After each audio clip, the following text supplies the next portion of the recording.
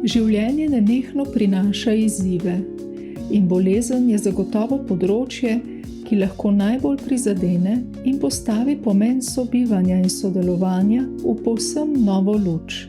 To še posebej velja za Huntingtonovo bolezen. Ko je začela razlagati, da je večina tistih parametrov potrjenih, potem smo pa začeli mehen bolj dojemati, kaj to je. Ja, res je, najprej iščeš nekoga, bi bil jezen. Potem pa začneš razmišljati, razen teh vprašanj, še o globjem vzroku, kaj je namen, kaj je smisel vsega tega. Huntingtonova bolezen prizadene možgane obolelega.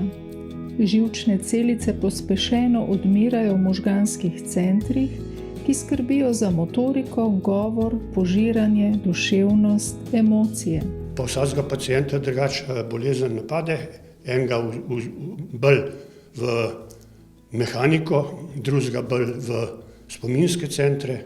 Pri ženi je napadel mehaniko pa motoriko, to gibanje. Bolezen je nevrodegenerativna, redka bolezen, dobijo 5 do 7 prebivalcev Slovenije na 100 tisoč. Možnost, da dobi potomec to bolezen, je 50%. Huntingtonova bolezen je ena najhujših oblik genske bolezni, za katero še ne poznamo zdravila.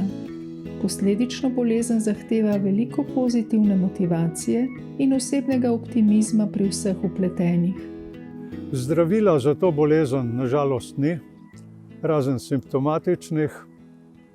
Zato smo edino mi, sorodniki in pa ljudje, ki delajo v domovih, tisti, ki lahko tem bolnikom pomagamo. In kaj lahko napravi sorodnik prizadetega ali bolnik sam? Jasno, pogovor pri zdravniku, če ima dovolj časa.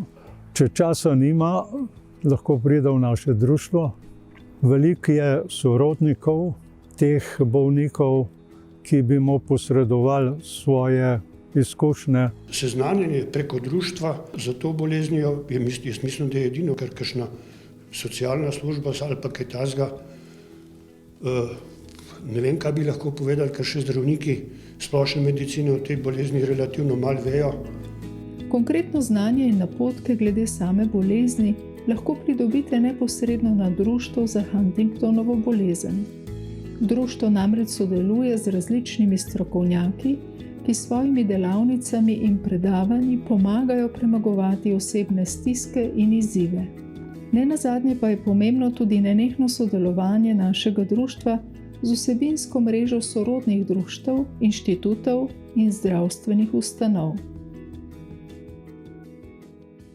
Ko se življenje skrči, takrat šele vidimo, kaj smo cenili prej, pa kaj lahko cenimo zdaj in kaj se splača ceniti. Ja, majhne stvari delajo življenje veliko bolj bogato.